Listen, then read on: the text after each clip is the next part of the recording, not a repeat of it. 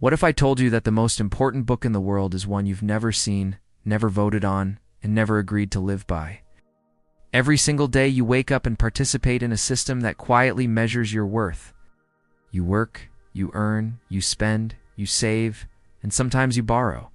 You are told the economy is neutral, mathematical, objective, that prices rise and fall because of supply and demand, that success is the result of effort.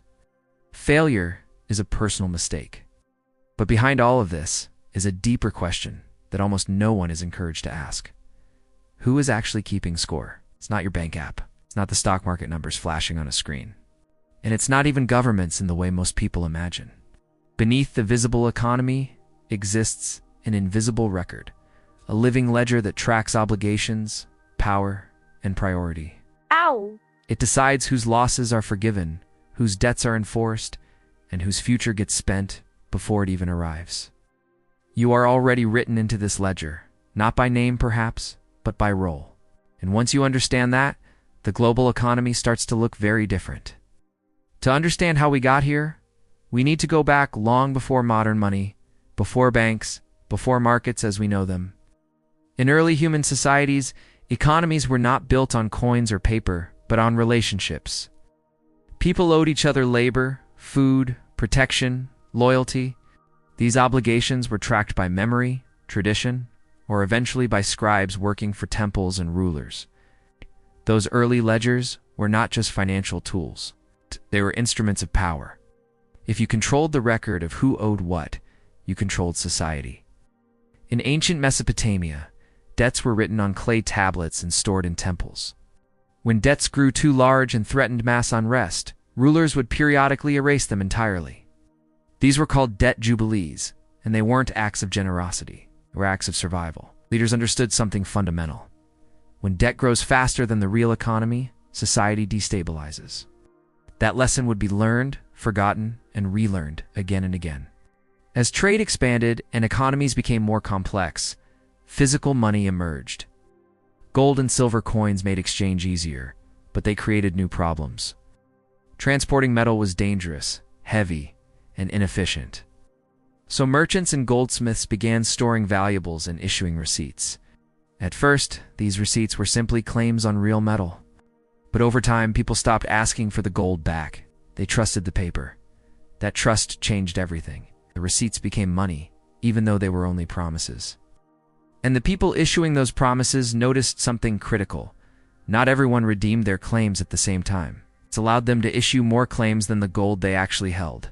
This is where the ledger quietly transformed. It stopped reflecting reality and started predicting behavior. Money was no longer a thing. It was an expectation. From that moment on, whoever controlled the ledger could create purchasing power without creating goods, services, or value in the real world. The scorekeeper was no longer neutral. The scorekeeper had joined the game. As nation-states grew stronger, they recognized the strategic importance of money and credit. Central banks were established to stabilize financial systems, fund wars, and manage national debt. Officially, these institutions existed to provide stability. In practice, they became the guardians of the ledger itself. They decided which institutions mattered enough to save. They decided which debts would be honored. They decided when rules could be suspended in the name of emergency. Over time, money became increasingly detached from physical limits. When countries abandoned the gold standard, currency was no longer backed by metal or finite resources. It was backed by confidence in future productivity. In other words, money became a claim on tomorrow.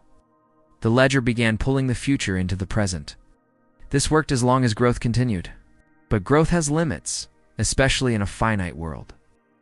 Eventually, the numbers in the ledger started growing faster than the real economy that was supposed to support them. That tension built quietly for decades, hidden behind complexity, jargon, and financial innovation. Then came the breaking points. Modern financial crises did not happen because of ignorance. They happened because risk was intentionally disguised. Loans were bundled, repackaged, insured, and sold as safe assets. On paper, everything looked balanced. In reality, the ledger had become a work of fiction. When the system finally cracked, the response revealed the true nature of the ledger. Banks were rescued because they were deemed essential. Markets were stabilized because confidence had to be maintained. But households were allowed to fail, jobs disappeared, savings evaporated, entire communities were left behind. The message was unmistakable. The ledger would be protected, even if the people inside it were not. Losses were absorbed by society. Gains remained concentrated. And once stability returned, the system resumed exactly as before, only larger. More debt, more leverage, more dependence on future promises. Today, most money does not exist as physical cash at all. It exists as digital entries, created when loans are issued and erased when they are repaid. This means nearly all money enters the system as debt. Growth requires continuous borrowing. Stability depends on the assumption that future income will cover present obligations. But when wages stagnate and costs rise, people borrow just to maintain their standard of living. Governments borrow to function. Corporations borrow to grow. Central banks create more money to prevent collapse. The solution to debt becomes more debt. The ledger expands even as the real world strains to keep up. To sustain this system, more aspects of life are turned into financial instruments.